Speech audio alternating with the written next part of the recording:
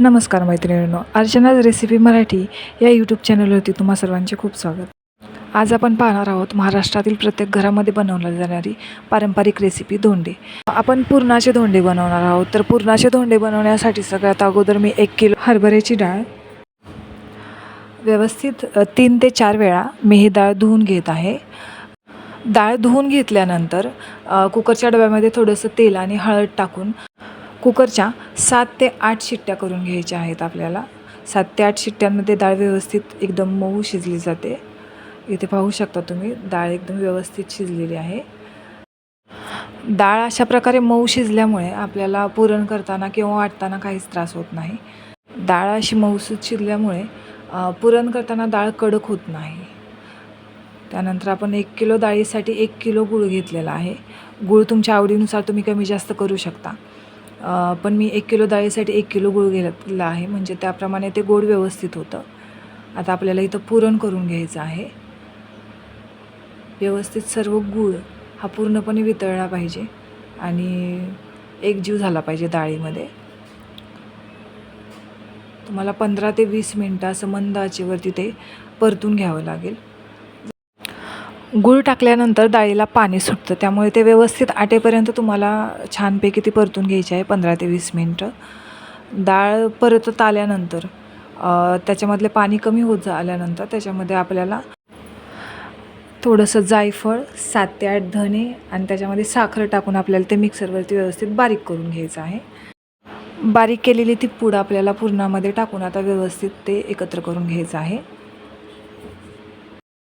पुरणामध्ये वेलची पूड एकजीव झाल्यानंतर ते साईडला ठेवून द्यायचं आहे, कारण आपण हे पुरण बारीक न करताच त्याचे धोंडे करणार आहोत. त्यानंतर आपल्याला चपातीला आपण जसं नॉर्मल पीठ मळून घेतो तसं पीठ मळून घ्यायचं आहे. त्याचे छोटे छोटे गोळे तयार करायचे आहेत. त्या गोळ्यांना व्यवस्थित गोल आकार देऊन त्याच्यामध्ये आपल्याला पुरण भरून घ्यायचे आहे आणि त्याचे गोल गोल गोळे बनवून घ्यायचे आहेत. एका बाजूला आपल्याला आपण ज्यामध्ये वड्या उकडतो त्या चाळणीला आपल्याला व्यवस्थित तेल लावून घ्यायचे आहे आणि या तेल लावलेल्या चाळणीमध्ये आपल्याला अशा प्रकारे हे धोंडे ठेवायचे आहेत. हे धोंडे करत असतानाच आपल्याला एका पातेल्यामध्ये गॅसवरती पाणी गरम करायला ठेवायचे आहे, जेणेकरून आपल्याला ही चाळणी आपल्याला गॅसवरती अशीच उचलून ठेवायची आहे. अशा प्रकारे आपण उंडे करून घेतलेले आहेत. आता ही चाळणी उचलून आपण गॅसवरती असलेल्या पातेल्यावरती ठेवूया. आता हे उंडे आपल्याला 10 मिनटं व्यवस्थित मिडियम गॅसवरती उकडून घ्यायचे आहेत. तोपर्यंत मी 1 किलो डाळ शिजत घातलेली, त्याच्यामुळे पूर्णच डाळीचे मी काय उंडे केलेले नाही आहेत. अर्ध्या डाळीचे उंडे केले आणि अर्ध्या डाळीचे आता आपण पोळ्या करणार आहोत. जोपर्यंत आपले उंडे मिडियम गॅसवरती शिजत आहेत तोपर्यंत आपण उरलेल्या पुरणाच्या पोळ्या करून घेऊया.